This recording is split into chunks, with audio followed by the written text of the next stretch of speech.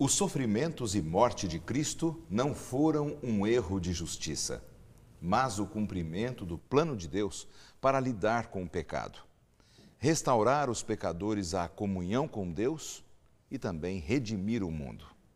Nesta semana, examinaremos por que a Escritura diz que foi necessário que o Messias sofresse e morresse a fim de cumprir o plano de Deus para redimir o mundo. Essa compreensão pode nos dar confiança na palavra de Deus e em seu amor por nós, como aconteceu com os novos crentes em Tessalônica. É sobre este assunto que vamos conversar aqui no Lições da Bíblia, que começa agora.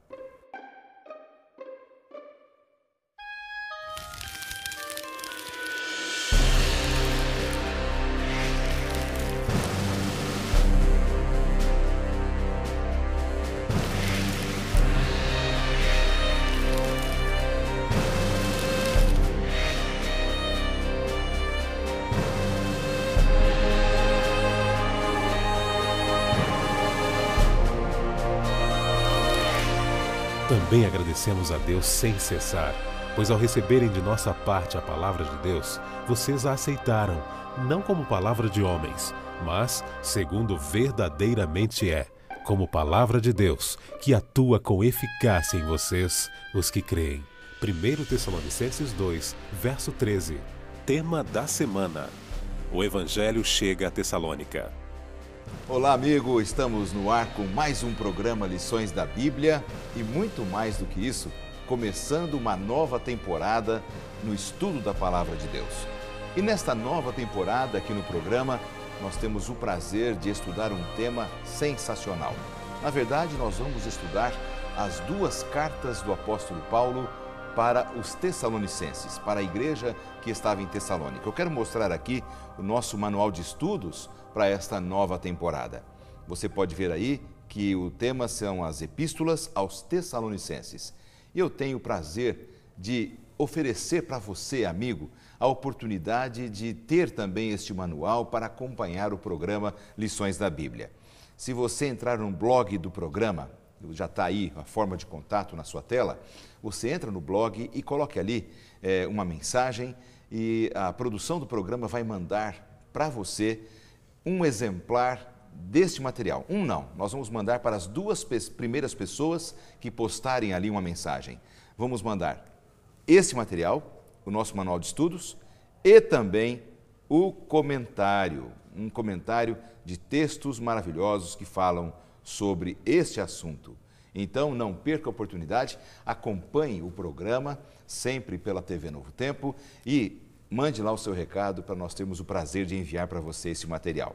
Para a gente vai ser um grande prazer estudar um tema extraordinário. Nós estamos recebendo aqui na bancada do programa hoje dois amigos que são conhecidos de muitos e desconhecidos de alguns, quem sabe, mas é um prazer muito grande receber aqui o pastor Hamilton Menezes, diretor da Rádio Novo Tempo, da rede, não é? De rádios Novo Tempo. Pastor Hamilton, prazer recebê-lo aqui.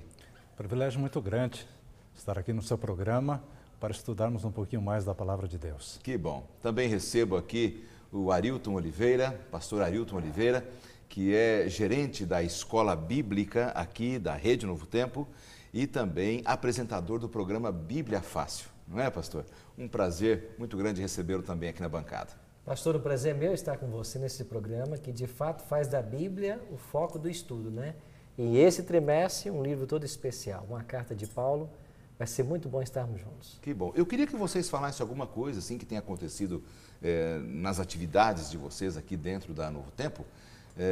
E eu penso que tem tanta coisa boa acontecendo nessas áreas, né? Quem sabe o pastor Hamilton dá algum destaque, também o pastor Arilton, que tem acontecido de destaque aí, pastor, na Rede Novo Tempo de Rádios. Hoje nós estamos com 113 emissoras de rádio, transmitindo a programação da Novo Tempo, tanto em português quanto em espanhol. É um número expressivo, né? Expressivo, 113. 113. 17 rádios aqui no Brasil e o restante em países hispanos. Estamos no Peru, no Equador, Bolívia, Paraguai, Uruguai, Chile e Argentina.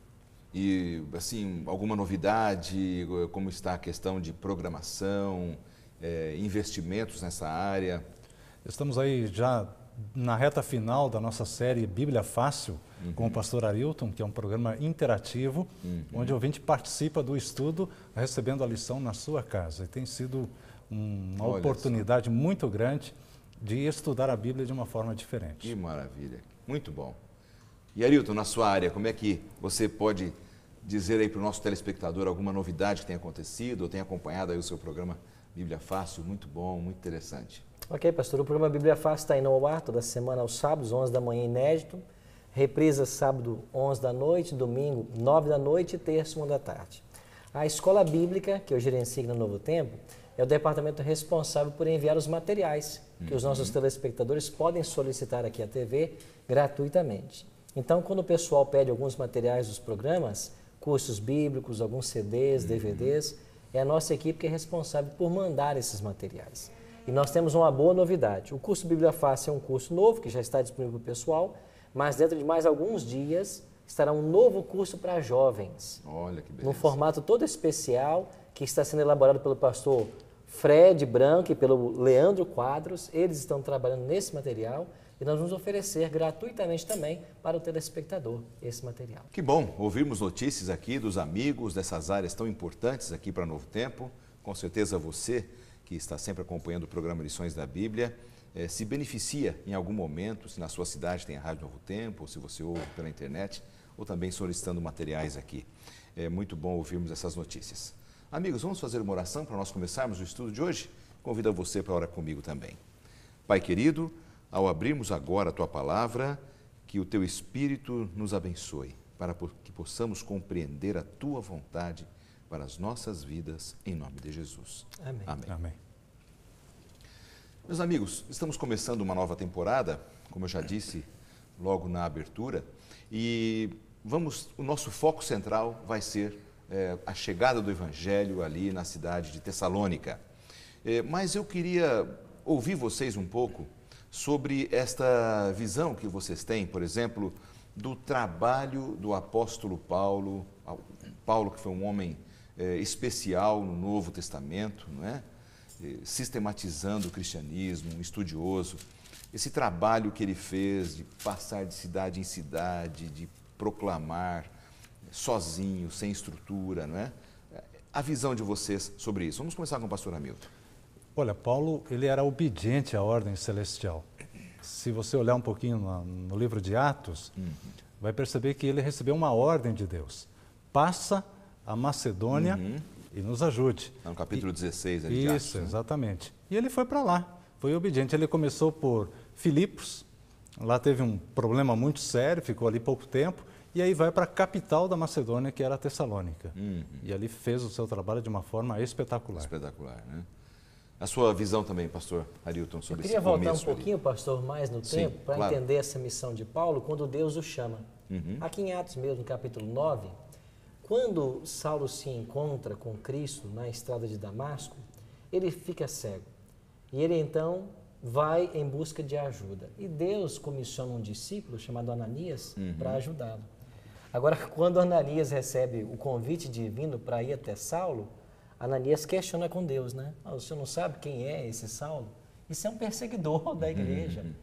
E então eu queria destacar em Atos 9, versículo 15, quando Deus diz assim para Ananias: mas o Senhor lhe disse, vai, porque esse é para mim um instrumento escolhido para levar o meu nome perante os reis, bem como perante os filhos de Israel.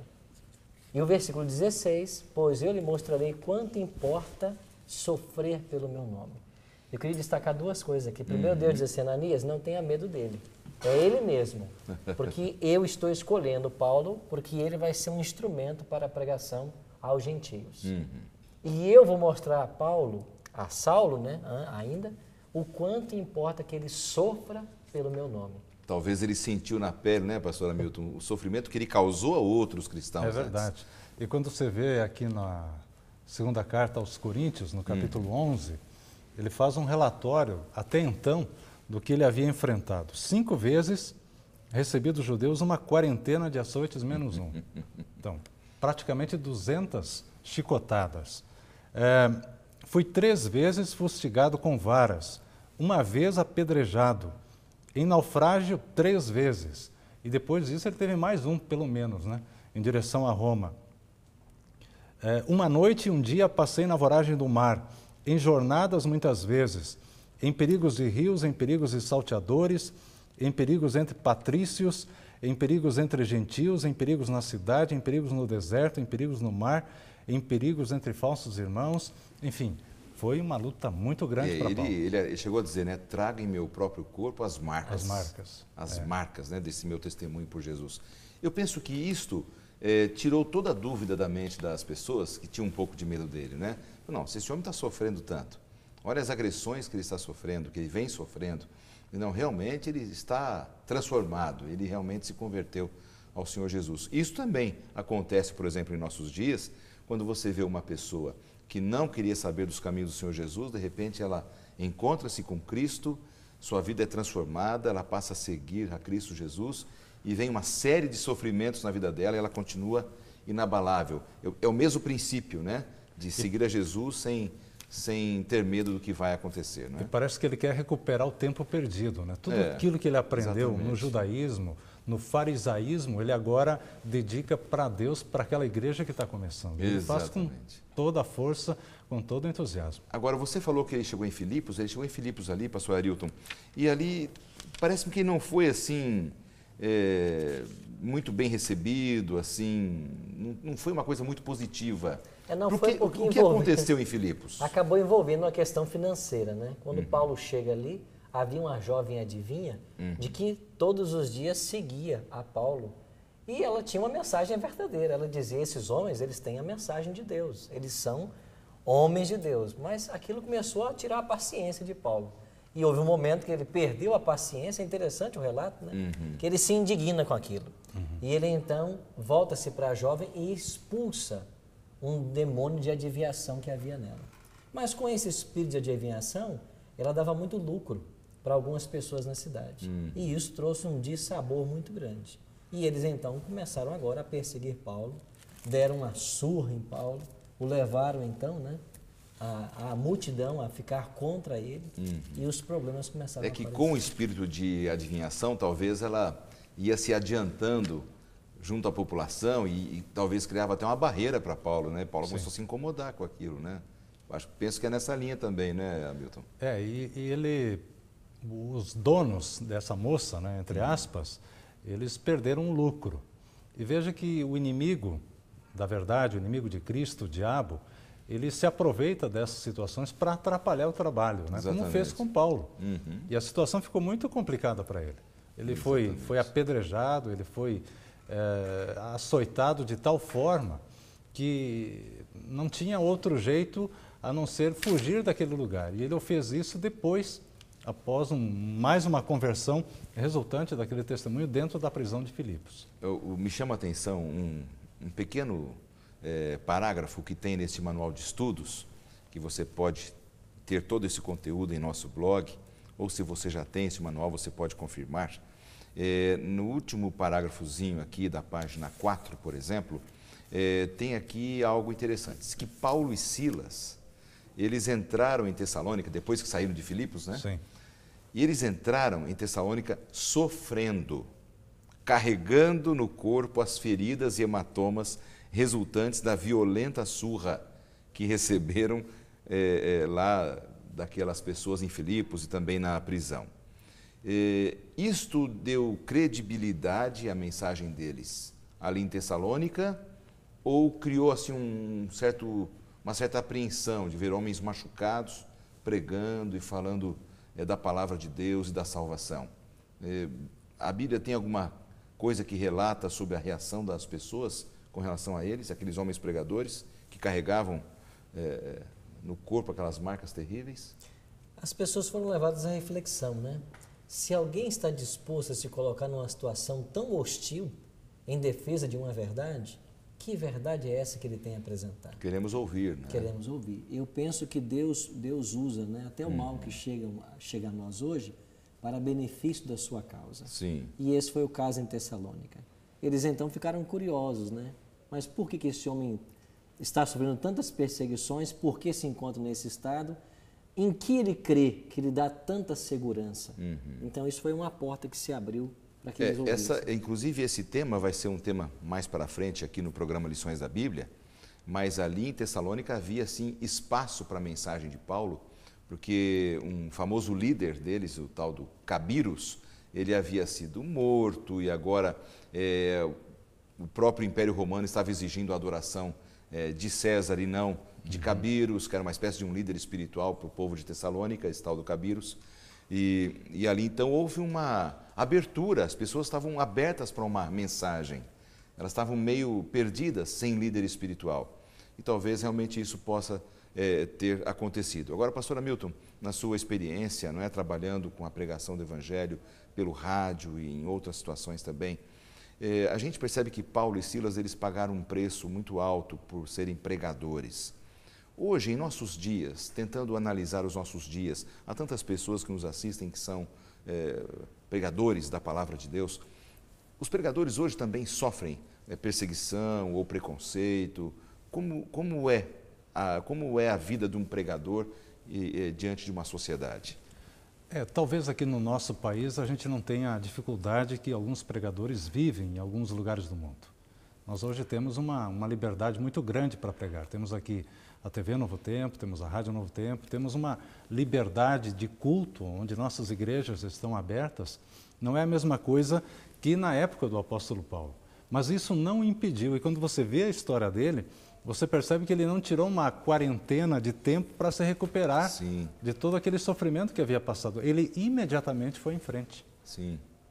Então esse mesmo espírito deve estar na mente de cada pregador, de cada um que leva a palavra de Deus. Ou seja, ter disposição, sofrendo ou não sofrendo, com oposição ou sem oposição, tem que fazer o trabalho, porque o trabalho não é nosso, é de Deus. Inclusive em não se desanimar, né, Arilton? Que às vezes, diante da primeira aprovação, um pregador, ele já abandona, ele fala, está tendo muita aprovação, eu vou abandonar esse meu período de palestras ou pregações que eu vou fazer em tal lugar.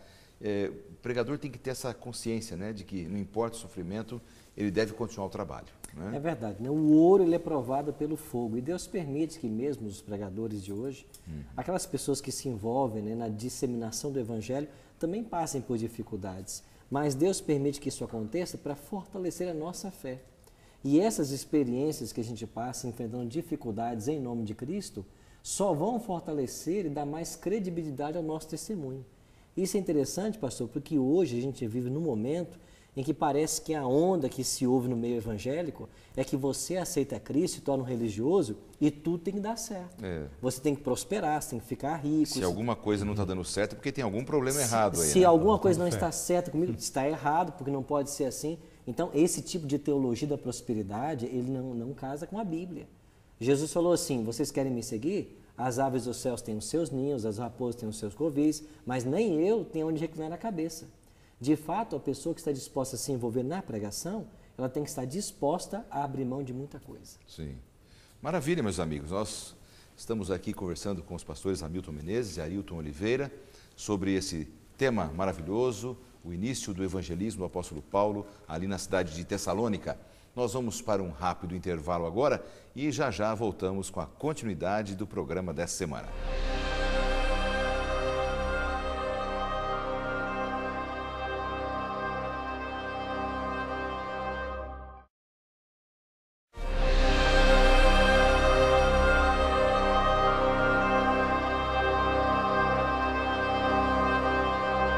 Estamos de volta com o segundo bloco do programa Lições da Bíblia dessa semana, conversando aqui com os pastores Hamilton Menezes e Arilton Oliveira, amigos aqui da Novo Tempo, que estão nos ajudando no programa Lições da Bíblia dessa semana. Meus amigos, Paulo era um estrategista, né? Uma pessoa muito inteligente, aliás, talvez em termos de capacidade cultural, intelectual, um dos maiores da Bíblia, se não for o maior, né? Uma pessoa extremamente capacitada. E para falar um pouquinho sobre essa capacidade dele, nós temos uma pergunta enviada por uma telespectadora. Vamos ver agora. Olá, meu nome é Jéssica e eu tenho uma pergunta. O apóstolo Paulo, ele era muito estrategista. Quais foram as estratégias que ele usou com a cidade de Tessalônica? Aí a pergunta da Jéssica, não é? As estratégias que Paulo usou, né? Para um evangelismo, para uma pregação, tem que ter estratégia, gente? que vocês dizem? Com certeza. E Paulo foi direto ao ponto, né? O primeiro passo dele foi buscar os seus patrícios. Era muito mais fácil ele pregar para judeus, pregar o Velho Testamento que eles conheciam e mostrar Cristo dentro do Velho Testamento do que começar falando para um gentio, um não-judeu. Então ele vai direto para a sinagoga, vai direto para a igreja e aí ele causa uma revolução lá dentro. Sim, então quer dizer, essa foi a primeira estratégia. Teve mais algumas, pastor Arilton? O pastor Hamilton começou a mencionar já as 3 englobadas, que de fato o primeiro foi o fato de buscar os judeus, né, os patrícios dele. Agora, a novidade que Paulo vai trazer para esses patrícios, para esses judeus, é que o Velho Testamento, a Bíblia, ele vai apresentar agora uma nova visão do Velho Testamento. Eles conheciam o Velho Testamento, mas o enfoque nos textos do Velho Testamento eram apenas dos textos que apresentavam um Messias vitorioso. E Paulo vai trazer uma nova luz sobre esses textos.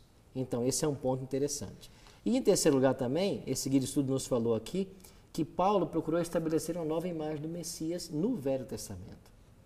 Eles tinham uma expectativa messiânica e agora Paulo vai buscar restaurar essa expectativa, mas aplicando ela ao Cristo que eles haviam crucificado. Eu penso que vale lembrar aqui que a cidade de Tessalônica, ela não era de formação judaica, né? Era uma cidade considerada pagã, vamos usar esse termo. Então, só que tinham muitos judeus que tinham saído de Roma, né? Tinham fugido, tinham sido expulsos também. Então, tinha uma comunidade grande, mas no meio de um paganismo, né? Muito, muito forte. Então, os próprios judeus eles estavam meio perdidos, né? Com relação à sua fé, muitos deles apostatados, haviam abandonado a sua fé. Então, Paulo vem para dar essa nova visão, né? Agora, isso mostra para a gente, por exemplo, que há espaço para novas mensagens, novas visões sobre a doutrina bíblica. Como é que vocês que são especialistas, né, e trabalham muito com cursos bíblicos e tal, por exemplo, a mensagem de Deus, ela é fechada ou ela tem sempre uma revelação nova, há sempre o que aprender? Como é que funciona essa questão? Bom, eu penso que a verdade de Deus, ela é dinâmica, né? Ela não é estática. De fato, a revelação divina, ela é progressiva.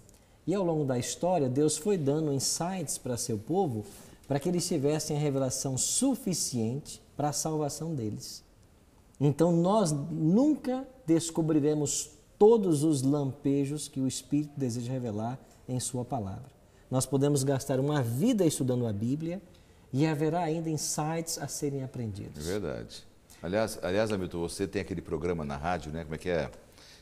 Você diz, você já leu a sua Bíblia hoje? Eu já li a Bíblia hoje. Interessante, quando a gente lê a Bíblia, um texto que você já leu tantas vezes, né, pegando o gancho do Arilton aqui, sempre você tem uma compreensão diferente quando você lê de novo aquele mesmo texto que já foi lido no passado.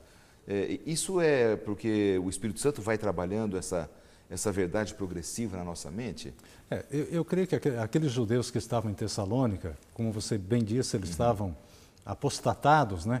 Haviam deixado de acompanhar de perto a palavra de Deus. A chegada de Paulo, do jeito que ele chegou, causou uma curiosidade naquelas pessoas. Queremos novidades. Então deram a oportunidade para ele e ele começou a mostrar aquilo que eles não estavam vendo mais. E começou com uma nova linguagem sobre o Messias ali. Exatamente. Eles esperavam o Messias ângulo dia, que eles né? não haviam ainda abordado ou visto uma análise daquela forma. Interessante isso.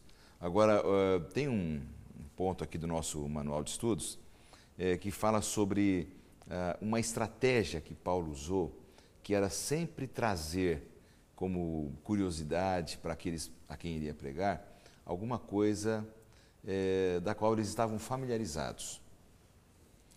Hoje em dia, a gente deveria ter esse cuidado também, porque às vezes as pessoas vão fazer um projeto evangelístico e elas não têm aquela preocupação de buscar entender e compreender o contexto daquelas pessoas, buscar compreender assim a situação em que elas vivem, por exemplo. Não é?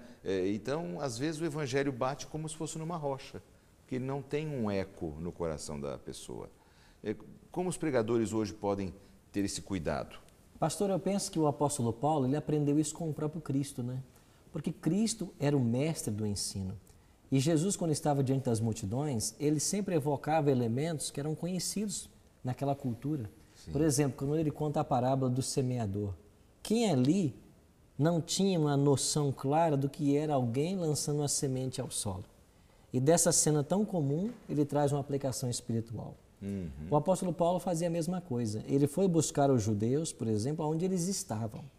Então, o judeu tinha uma concepção. O Messias, quando vier, ele vai restaurar o trono de Davi em nossos dias. Ele vai tirar o poder romano que hoje governa e vai colocar o judeu, mais uma vez, como cabeça do mundo. A promessa do Velho Testamento para eles era: vocês serão cabeça e não cauda. Eles esperavam o Messias glorioso. Mas Paulo agora começa a apresentar um Messias diferente do conceito que eles tinham. E que Messias diferente era esse, por exemplo, pastor Hamilton? Não era aquele libertador que eles esperavam. Eles esperavam alguém que viesse politicamente, né? Politicamente, com poder militar, inclusive, e libertá-los dos romanos. E voltando à questão da estratégia de Paulo, quando ele esteve em Atenas, né, ele viu lá um altar, um Deus desconhecido. Então ele sabia aproveitar dessas oportunidades, desses chamados ganchos, para pregar o evangelho de uma forma mais direcionada e assim obter o resultado. E isso tinha mais sentido para as pessoas. Exatamente. Né? Fazia um sentido maior para eles. Eu imagino, pastor, que um dos textos que deve ter sido citado por Paulo ao apresentar esse novo conceito do Messias foi Isaías capítulo 53, que é o grande texto clássico, né, do Antigo Testamento, para trazer essa nova visão do Messias. Nós podemos olhar para alguns versos nesse capítulo, como por exemplo o versículo 3, aqui está uma descrição do Messias. E diz o verso 3, Isaías 53, 3. Era desprezado, o mais rejeitado entre os homens, homem de dores e que sabe o que é padecer. E como um de quem os homens escondem o rosto, era desprezado e dele não fizemos caso. Se nós olharmos para o versículo 7, vai dizer, ele foi oprimido, humilhado, mas não abriu a boca. Como o cordeiro foi levado ao matadouro e como ovelha muda perante os seus tosqueadores, ele não abriu a boca. Interessante, então, né? Veja o quadro que o profeta está pintando aqui. Né? Agora, a gente vê também textos na Bíblia que falam sobre o Messias com aquela sua realeza, sua glória, o seu poder de redimir um povo. E agora a gente vê esse grupo de versos falando sobre um Messias sofredor, aquele que pisaria o lagar das nossas angústias, dos nossos problemas, né, da vida humana, né, ele se inteiraria da vida humana. Como é que a gente pode ajuntar esses dois grupos de textos? O Messias glorioso, com aquela sua realeza, poderoso, e com esse Messias sofredor. O Messias sofredor é mais frágil do que aquela outra imagem de um Messias mais poderoso? Bom, eu penso que os profetas eles estão colocando dois momentos diferentes do Messias. E eles apenas davam ênfase ao momento da glória. Só que nós temos que entender que no contexto da profecia clássica, a própria glória ou a exaltação do Messias, ela se dá no seu sofrimento. E a morte do Messias é o ponto de maior exaltação. Então os profetas cuidaram disso. Eles trabalharam dois momentos distintos. A glória do Messias acontece também na morte dele, porque é a partir daí que ele é exaltado, ele é levado à direita do Pai pelo seu sacrifício, e também a glória refere-se ao reino que o Messias vem estabelecer. E que esse reino não foi estabelecido ainda, mas eles já esperavam esse estabelecimento do reino para os dias deles. Sim. Então o enfoque é que estava no momento errado. Ela pode acontecer ao mesmo tempo na vida de Jesus, não é? Tanto essa parte da sua realeza, da sua glória, quanto a questão do seu sofrimento pela raça humana, né? Dá para a gente ter esta visão, né? De elas poderem acontecer. E o evento mais claro que nós temos isso é a entrada de Jesus em Jerusalém, que ele fez no domingo anterior à crucifixão. Veja, a atitude que Jesus tomou ali em montar um jumentinho e entrar na cidade foi uma atitude de uma realeza, porque era assim que os reis chegavam às cidades. Era assim que o rei deveria passar por um processo de coroação. E ele estava se caminhando para onde? Para a cruz. Sim. Então, o que você falou é pertinente, porque ele mesclou os dois momentos. Ele entra como um rei para ser coroado, exaltado, mas ele está a caminho da cruz. Agora, hoje vocês acham que as pessoas estão mais dispostas a ouvir sobre um Cristo sofredor ou um Cristo cheio de poder para resolver todos os nossos problemas? Eu acho que as pessoas preferem hoje a teologia da prosperidade, né? O céu aqui na terra, o céu é aqui. Né? Então, vou ter fartura, vou ter prosperidade, vou ter dinheiro, vou ter bens, vou ter saúde. Para que céu? Para que nova terra? E essa desvirtuação acontecia com os ouvintes de Paulo lá em Tessalônica e os judeus daquela época. E hoje também. Né? Jesus vai voltar, mas para quê?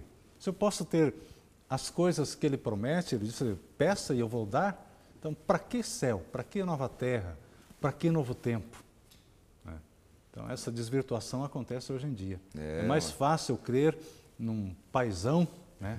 Um Deus que atende, nos dá tudo do que num Deus que vem para julgar de acordo com aquilo que a gente fez, faz e até aquilo que a gente pensa. Há um tempo atrás eu passei aí em frente a um local religioso, aí tinha uma faixa enorme, né, com esses dizeres assim, olha, se você sofre, se você não sei o quê, você passa por isso e aquilo, olha, vem aqui que tudo isso vai acabar. Né? Eu fiquei pensando, gente, se Jesus viesse em nossos dias para cumprir o seu ministério e salvar a raça humana, ele seria rejeitado por muita gente, porque realmente as pessoas não gostam dessa palavra assim, ó, eu vou pisar o lagar junto, eu vou sofrer junto, eu vou aceitar esse Senhor Jesus que deu a sua vida por mim, porque eu penso que elas acham que é um Jesus muito frágil, não é? Pastor Lanzo, o senhor está tocando num ponto muito sério. Eu penso que o diabo está por trás de toda essa situação. Veja, nos dias de Cristo, nós tínhamos várias profecias no Velho Testamento profetizando a chegada do Messias. O profeta Miqueias, no capítulo 5, verso 2, falou até a cidade onde ele nasceria. O profeta Isaías falou que ele seria um servo sofredor. O salmista, né, lá no Salmo 22, vai apresentar ali um salmo messiânico, a forma como ele morreria. Então foi tudo profetizado e quando Jesus nasce, pouquíssimas pessoas estavam esperando a ele. O que o diabo está fazendo por trás da história? No primeiro advento de Cristo, ele coloca ênfase no segundo advento. E nós, hoje que vivemos às portas do segundo advento, o diabo coloca ênfase no primeiro advento. Então, os judeus que esperavam a manifestação do Messias, esperavam a manifestação do reino de Deus, que, segundo o profeta Daniel, só se daria no tempo do fim, no capítulo 2. E hoje o diabo está levando as pessoas a crerem de que Jesus não volta mais em glória e majestade. E que se ele voltar, ele pode até correr o risco de ser crucificado de novo. Sim. Ou para que se precisa dele, como o pastor Hamilton mencionou. E a ênfase hoje está sendo colocada na primeira vinda. Sim. Então, na minha visão, é uma estratégia satânica para tirar o foco das pessoas. Tem muitas teorias, né, que vão tirando o foco, né, e vão rebaixando o Senhor Jesus, vão rebaixando as promessas dele, e essas teorias estão por aí, soltas. E muitos cristãos poderão até ser enganados, ou não, pastor Hamilton, se a gente não tomar cuidado em estudar bem a palavra de Deus. Se a gente não ficar com a Bíblia na frente da gente, examiná-la detidamente, seremos enganados com certeza. Por quê? Porque, como o pastor bem frisou, o inimigo está aí com teorias. É muito mais fácil ouvir o que o mensageiro está falando, que o líder religioso está dizendo, do que tirar um tempinho para ver se realmente as coisas são assim. Então, é um perigo que a gente corre. É verdade. E de uma forma especial, pastor, esse livro que nós vamos estudar aqui, nesse programa, essas duas cartas de Paulo aos Tessalonicenses, essas cartas são extraordinárias. Elas contêm uma mensagem extraordinária, mas os amigos telespectadores que acompanham o programa vão perceber que à medida que a gente for aprofundando mais na temática do livro, serão feitas revelações surpreendentes. É verdade. Surpreendentes. É verdade. E nós devemos estar conscientes de que a verdade de Deus, ela nem sempre é popular. A verdade de Deus não é popular. Cristo não trouxe uma verdade popular. Enquanto que se cria nos dias de Cristo, de que você tem que ser o mestre, você tem que ser seguido, Jesus falou assim, se você quer ser maior, você tem que servir. Se você quer ser o primeiro, seja o último. A verdade de Cristo sempre foi um contraponto. E nós vamos nos deparar aqui com temas nessas duas cartas que vão nos levar a uma reflexão e pedir de nós uma decisão. É verdade. Bom, nós vamos chamar mais um intervalo e em seguida voltamos para o terceiro e último bloco, então não saia daí, porque nós voltamos em instantes.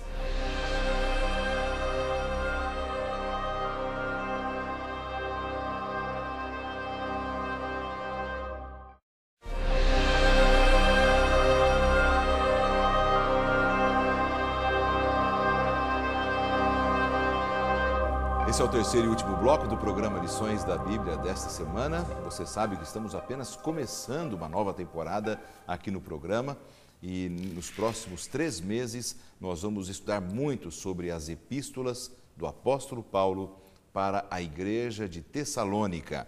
Eu já disse no começo do programa e quero repetir, você entrar aqui no blog do programa e deixar ali o seu recadinho, nós vamos enviar um manual como este aqui, para você, para os 2 primeiros que postarem, e também um manual de comentários, textos da escritora Ellen White sobre este tema extraordinário que estamos estudando, as epístolas aos Tessalonicenses. E agora eu quero oferecer para você aquilo que tem muito a ver com o pastor Arilton, que está conosco aqui na mesa hoje. Nós sempre fazemos um oferecimento de uma oportunidade para você crescer na compreensão do Evangelho. E essa compreensão vem com o estudo da Palavra de Deus, tem tudo a ver com o estudo da Palavra de Deus. Nós temos que cavar as Escrituras, temos que buscar nela, nas Escrituras, buscarmos nelas o conhecimento da Palavra de Deus e da salvação. E nós oferecemos para você a série bíblica Princípios. Você tem sempre acostumado a ouvir aqui em nosso programa um pouco sobre isso. Esta série, ela é dividida em vários temas especiais, maravilhosos, como por exemplo um deles, a salvação. O que pensa a palavra de Deus, o que ela oferece para o ser humano. Por que eu preciso de uma salvação? Por que eu preciso de perdão? Tem tudo a ver com o tema do apóstolo Paulo, que também estamos estudando aqui no programa, não é? Então, peça este material que vai ser enviado gratuitamente para o endereço que você solicitar. Temos todas as formas de contato que você já viu aí na sua tela e nós teremos prazer que esse material chegue para você, tá bem? Vamos crescendo juntos no conhecimento da Palavra de Deus aqui no programa Lições da Bíblia. Amigos, nesta parte final aqui do programa, eu gostaria aqui de ouvi-los um pouco sobre um tema que me chama bastante atenção aqui no nosso manual de estudos, que é a ação de Paulo, a ação ali de alguns dos seus colaboradores, como Silas, Timóteo, Aristarco, várias pessoas que ajudaram a Paulo a evangelizar em vários lugares, mas especialmente em Tessalônica, fazendo com que nascesse uma igreja. Era comum esse processo naquela época, porque tinha o judaísmo como um grande movimento, não se era tão comum como hoje você fazer nascer uma igreja, criar um processo para que surgisse uma igreja. Como foi isso? Como foi nascer a igreja em Tessalônica? Bem, o que vinha para o cristianismo, o converso, sendo ele judeu, ele continuava frequentando a sinagoga. Você percebe que após a ressurreição de Jesus, Pedro, João, os apóstolos iam para onde? Para o templo. Para sacrificar. Para sacrificar, oferecer os sacrifícios, fazer o seu culto de adoração a Deus, como normalmente faziam antes. Eles não tinham talvez compreendido tudo ainda. Não, foi paulatinamente. E aí, aos poucos, eles vão compreendendo e as igrejas começam a se formar dentro das casas, nos lares. Foi a experiência de Tessalônica, já que é uma das primeiras cartas que o apóstolo escreveu. Foi o começo da igreja cristã. Porque eles não tinham estrutura nenhuma para dar apoio. Não tinha. Eles não tinham Bíblia, não tinham estudos bíblicos, não tinham material didático. Era na força do poder do Espírito Santo, que é o principal de tudo, né? E no amor que eles tinham pela pregação, não é, pastor Arilton? Sim, de fato, você lembrou bem, né? Hoje nós temos a Bíblia com tanta facilidade, qualquer esquina aí você vai ter uma loja que vende esse livro e às vezes não damos o devido valor. Verdade. Nesse tempo não era fácil, você tinha na sinagoga alguns pergaminhos que lá ficavam para que na hora do culto, dentro da liturgia, um professor fosse lá, tomasse um pergaminho, que era um texto, né, do Antigo Testamento, e lesse e trouxesse uma explicação. Hoje nós temos essa facilidade. Mas o detalhe interessante que o pastor Hamilton mencionou, que eles começaram a sair das sinagogas, que eram uma liturgia toda judaica, ainda presa ao ritualismo do Antigo Testamento, começam as igrejas nos lares e agora vai receber esse nome de igreja. E a palavra original igreja, que em grego é eclésia, quer dizer os chamados para fora, literalmente. Qual é a mudança agora? Antes, o judeu ia para a sinagoga para ter as suas orações e para ler a Torá. O centro ali era o culto, Era né? o culto. A adoração deles ali. Eles iam ao culto. Agora inverte. Jesus veio inverter toda a ordem. Ele estabelece a sua igreja. E essa igreja, os chamados para fora, é aqueles que vão sair. Sair para anunciar. Anunciar o quê? Que esse Cristo que os judeus haviam crucificado é o Messias. E que ele foi crucificado, ressuscitou, foi ao céu, foi ao santuário e intercede por nós. E ele é o Cordeiro de Deus. Eu não preciso mais sacrificar. E é o próprio apóstolo Paulo quem vai, na nossa compreensão, escrever uma carta, que é a carta aos Hebreus. Nós cremos que Paulo que foi quem escreveu essa carta, que vai trazer definitivamente para os judeus e para os hebreus Uma compreensão final disso. essa compreensão.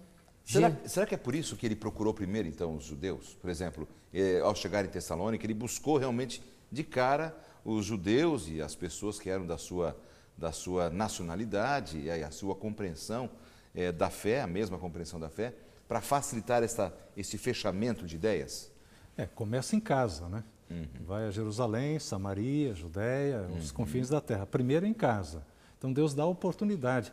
Às vezes a gente quer evangelizar aqueles que estão lá no outro lado do mundo, sendo que esquecemos, muitas vezes, daqueles que estão ao nosso redor, dentro de casa, os nossos vizinhos. Não que os que estão do outro lado do mundo não precisam ser Claro. evangelizados, mas às vezes esquecemos a nossa missão, onde nós estamos, né? Principiamos pelos de casa. E a grande vantagem que eu vejo também, pastor Hamilton, nesse processo todo é que a única coisa que faltava para o judeu era essa compreensão. Ele já compreendia todo o sistema isso. sacrificial do Antigo Exatamente. Testamento. Ele sabia que isso apontava para um Messias, não como eles pensavam, mas que apontava para alguém que viria a morrer no lugar deles. O que faltava era essa compreensão de que o cumprimento aconteceu. A profecia se cumpriu. O Messias morreu. E ele agora assumiu uma nova função no santuário. Então nós não precisamos mais sacrificar. O Cordeiro morreu. Então a igreja que nasce em Tessalônica, ela nasce com todo esse fervor missionário, porque eles são detentores agora de uma mensagem extraordinária. Sim. Olha, o cumprimento de milênios aconteceu. Nós estamos vivendo esse momento. Por isso os apóstolos diziam, nós não podemos deixar de falar daquilo que nós temos visto e ouvido. E havia um sentimento de urgência quando você lê as duas cartas aos Tessalonicenses. Eles esperavam a vinda do Senhor para aquela época, aquele para aquele momento. Exatamente. Então havia um sentimento de urgência na propagação do Evangelho. E você percebe que ele vai alcançando as pessoas das mais diferentes classes. E não era a periferia de Tessalônica. Além da periferia, ele entra em lares bastante abastados, poder aquisitivo alto, né? Pessoas de influência que tinham grandes responsabilidades. Agora, a gente percebe pelo texto ali da carta de Paulo que tinham muitos gregos também que frequentavam a sinagoga ali em Tessalônica. Bem que curiosos.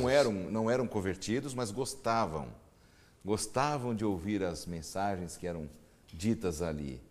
Interessante que hoje, em muitas comunidades cristãs, quem sabe você que está nos assistindo, na sua própria comunidade cristã, de repente muita gente vai, frequenta, gosta, né? Gosta dos hinos, gosta da mensagem do orador, do pregador, mas apenas nisso, não toma uma decisão por seguir a Jesus. E ali, Paulo também tocou no coração desses.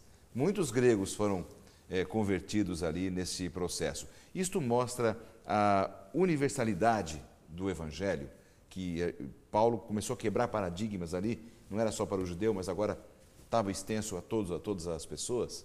Eu acho que esse ponto ele é muito importante para a compreensão nossa, do telespectador. Esse é um ponto chave para nós entendermos bastante do Novo Testamento.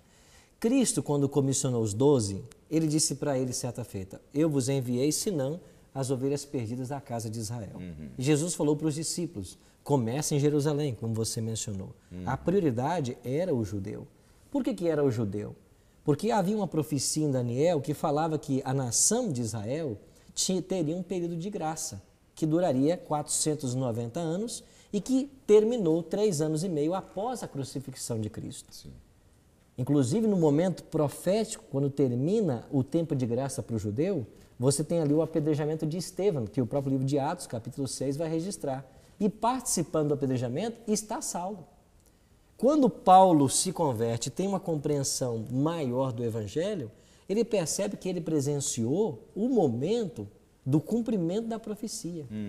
Agora ele precisa levar esse Evangelho não apenas para o judeu, que perdeu o privilégio como nação, mas não como indivíduo, mas tem que levar também para os gentios. E ele vai ver nesses gentios que frequentavam as sinagogas uma grande força, pessoas aliadas, porque elas seriam mais bem aceitas no meio gentílico de que ele como judeu.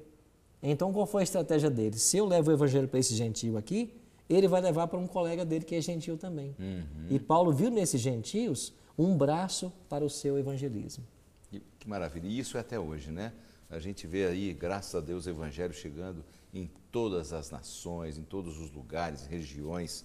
Essa universalidade do evangelho é uma coisa extraordinária. A cada dia, pastor Hamilton, a gente ouve de histórias de pessoas assim, as mais diferentes, que têm sido tocadas pelo evangelho, né? Às vezes ouviu uma rádio Novo Tempo, ou acessou lá um vídeo, uma história, um DVD, um treinamento, um livro. A TV Novo Tempo, um livro. Né? E como Deus vai trabalhando com o seu Espírito, levando pessoas ao conhecimento da salvação. Isso pode ser também considerado um cumprimento profético nos últimos dias, não? Exatamente. Eu creio que nesse exato momento a gente está participando desse cumprimento. Porque tem alguém aqui do outro lado da tela que, quem sabe, por acaso, sintonizou no canal da Novo Tempo. Verdade. E está surpreso com aquilo que está vendo. Por quê? Um pouquinho mais daquilo que ele pensava com relação à palavra de Deus. Exatamente. Uma esperança renovada, assim como aconteceu com os moradores de Tessalônica. E realmente as esperanças se renovam, né? Quando a gente ouve a mensagem da palavra de Deus. Meus amigos, nosso tempo praticamente se esgotando, e eu gostaria então de que vocês dessem uma mensagem final aos nossos telespectadores, tentando fazer esse resumo geral aí, para a gente pegar o supra-sumo e fechar o programa. Vamos começar com o pastor Arilton, sua mensagem final. Eu queria, pastor, aproveitar e ler um texto de Atos 17, verso 11, quando diz assim: ora, esses de Bereia eram mais nobres que os de Tessalônica, pois receberam uma palavra com toda a avidez, examinando as Escrituras todos os dias, para ver se as coisas eram de fato assim. Aqui em Atos 17, 11, nós vemos aqui 2 categorias de pessoas, já nos dias de Paulo. Os de Tessalônica receberam a palavra de Paulo, mas nem todos foram atrás para ver quão verdadeiro é essa mensagem. A procedência dela. A procedência. Quando chega agora a vez da cidade de Bereia, eles vão olhar com detalhes aquilo que Paulo está pregando e comparar com os escritos do Velho Testamento. Então, acho que a lição que fica para nós é o seguinte: que tipo de cristão, que tipo de pessoa sou eu hoje? Eu ouço o que as pessoas dizem sobre a Bíblia e tenho interesse em saber aonde está a verdade, eu busco a fundo, ou eu estou satisfeito em apenas ouvir o que eles estão dizendo e ouço tudo e aceito como verdade? Aqui está um exemplo para todos nós. Nós devemos buscar conhecer a verdade, nos aprofundar nela e viver por ela. Pastor Arilton, muito obrigado, viu, pela sua participação aqui no programa Lições da Bíblia. Deus abençoe o seu trabalho e o seu ministério. Obrigado, pastor. Pastor Hamilton, também suas palavras finais. Eu quero deixar para você, telespectador da Novo Tempo, da carta de Paulo aos Gálatas, no capítulo 6, verso 17. Porque eu trago no corpo as marcas de Jesus. Paulo mesmo apanhando, sendo açoitado lá em Filipos, ele foi para Tessalônica. Não desanimou, não ficou com medo, levou as marcas de todo aquele sofrimento durante toda a vida dele. Não desistiu. Talvez você também esteja sofrendo por causa do Evangelho. Não desista. A recompensa virá e virá em breve. Pastor Hamilton, obrigado também pela sua participação. Deus abençoe o seu trabalho junto às emissoras da Novo Tempo em toda a América do Sul. E nós queremos agradecer também a você pela sua audiência aqui ao programa. Que Deus abençoe a sua vida espiritual, as decisões que você tem tomado, que você precisa tomar, para que nós estejamos sempre junto com o Senhor Jesus e nesse processo nos preparando para a sua breve volta a esta terra. Eu quero convidar a você e aos amigos aqui para orarmos agora, fechando o programa. Pai querido que estás nos céus, obrigado porque Tu nos chamastes das trevas para a Tua luz. Que esta mensagem de como o apóstolo Paulo fundou esta igreja em Tessalônica, a sua coragem, a sua fé, a sua visão, também sejam a nossa motivação para a proclamação da Tua palavra, em nome de Jesus. Amém. Amém.